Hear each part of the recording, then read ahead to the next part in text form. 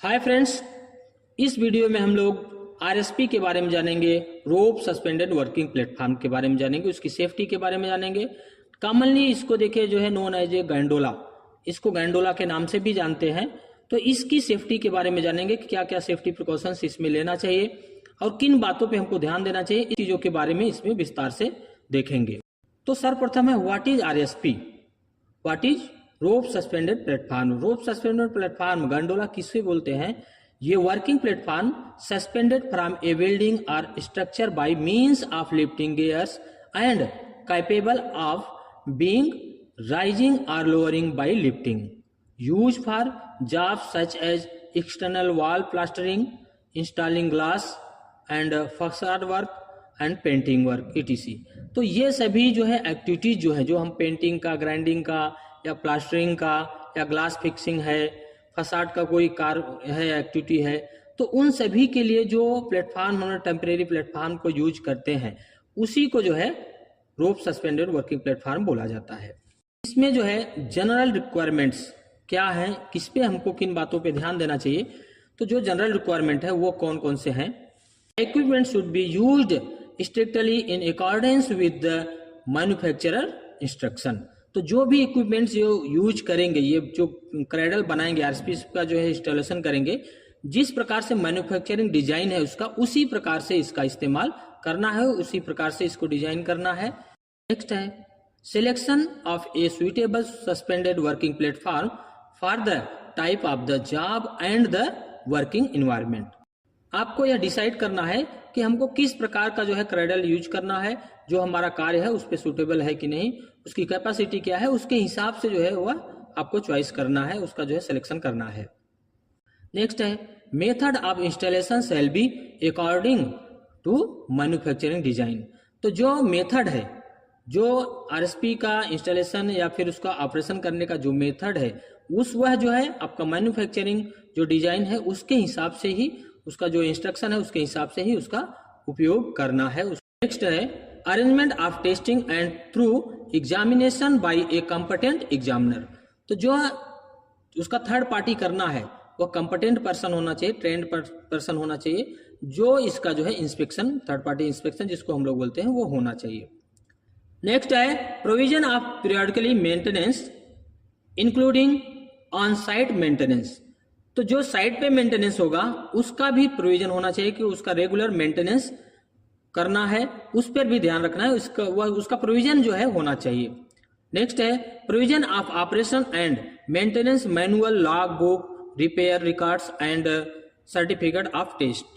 तो जो टेस्ट होता है उसका सर्टिफिकेट अवेलेबल होना चाहिए, लॉग बुक होना चाहिए, मैनुअल उसका होना चाहिए, रिपेयरिंग रिकॉर्ड होना चाहिए कि कब का रिपेयरिंग हो रहा है, ये सभी चीजें जो है साइट पर अवेलेबल होना चाहिए, इसको जो है चेक करना है। नेक्स्ट है provision of a competent person for erection, रिपोजिशनिंग and dismantling of the RSP. तो जो कॉम्पिटेंट पर्सन रहेगा वही इसका इरेक्शन करेगा और डिसमेंटलिंग भी वही करेगा, यह भी हमको ध्यान में रखना है। Only authorise and trained person shall operate this equipment. यह आरएसपी जो है वही ऑपरेट करेगा जो ऑथराइज रहेगा, ट्रेंड रहेगा, जिसके पास एक्सपीरियंस रहेगा, जिसके पास एक्सपीरियंस सर्टिफिकेट रहेगा, वही जो है इसको ऑपरेट कर सकता है। नेक्स्ट है communication system between the person on the working platform shall be provided.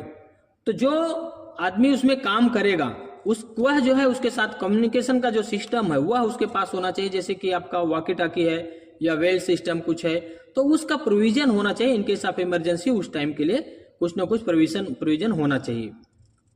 Next है इमरजेंसी प्रिपेयर्डनेस डिस्प्ले, और जो है उसमें डिस्प्ले होना चाहिए कि अगर इनकेस कोई इमरजेंसी होती है तो हमको क्या करना चाहिए, ऑपरेटर को क्या करना चाहिए, जो कार्य करने वाले लोग उसमें हैं वो उनको क्या करना चाहिए, उसके बारे में वहां पे डिस्प्ले होना चाहिए। Arrangement for monitoring and supervision.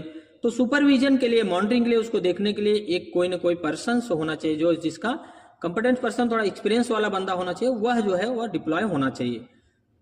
Next है before and after using check all parts for proper function and damage to components parts. Use करने से पहले और यूज करने के बाद यह चेक कर लेना है कि उसमें किसी प्रकार का डैमेज या डिफेक्ट नहीं होना चाहिए, सारे पार्ट्स को चेक कर लेना चाहिए। नेक्स्ट है each person should be assume to weight of 90 kg।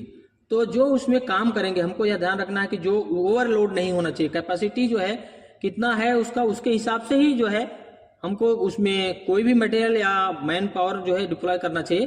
तो हर मैन पावर का, एक मैन पावर का वेट हमको एज्यूम करना चाहिए कितना, 90 kg। यह सोच के रखना है कि 90 kg वजन एक मैन का होता है। Operator shall check for obstruction along the travel of the platform. Operator जो है उसको यह मालूम होना चाहिए कि एक बार जो है पूरा चेक कर लेना है कि किसी प्रकार का ऑब्स्ट्रक्शन बीच में नहीं आ रहा है, उस रास्ते में नहीं आ रहा है जिधर से क्रेडल जो है जाएगा। यह जो है ऑपरेटर का काम है उसको चेक करने का। After the work switch off and isolate from the main power supply source. तो जो मेन पावर सप्लाई सोर्स है वहां से हमको सब स्विच ऑफ कर देना है, पूरा सप्लाई बंद कर देना है काम कंप्लीट होने के बाद। नेक्स्ट है द इक्विपमेंट में not be used when high wind and rain. तो अगर ज्यादा रेन हो रही है, अगर बारिश ज्यादा है और एयर ज्यादा है, एयर प्रेशर है, विंड ज्यादा है, तो उस टाइम जो है क्रेडल का इस्तेमाल नहीं करना है। Keep the platform level at all times. Platform को जो है हमेशा एक लेवल में रखना है। Do not apply impact load to platform. Platform पर किसी प्रकार का लोड जो है जर्क नहीं देना है, लोड कोई किसी प्रकार का उस पर तेजी से नहीं रखना है। डू नॉट ओवरलोड और एक्सटेंड प्लेटफॉर्म टोटल लेंथ और लोडिंग। अगर किसी प्रकार का मटेरियल रखते हैं तो वह बाहर तक नहीं निकला होना चाहिए। इसके बाद ओवरलोड नहीं होना चाहिए, इस पर भी ध्यान रखना है। नेक्स्ट है be sure to evenly distribute weight. तो जो वेट उसमें रखेंगे वह जो है ध्यान रखना है कि वेट जो है बराबर हर जगह पे, दोनों साइड में हर जगह पे बराबर लोड होना चाहिए। एक साइड पे ज्यादा लोड ऐसा नहीं होना चाहिए, हर जगह पे बराबर एक समान लोड रखना है।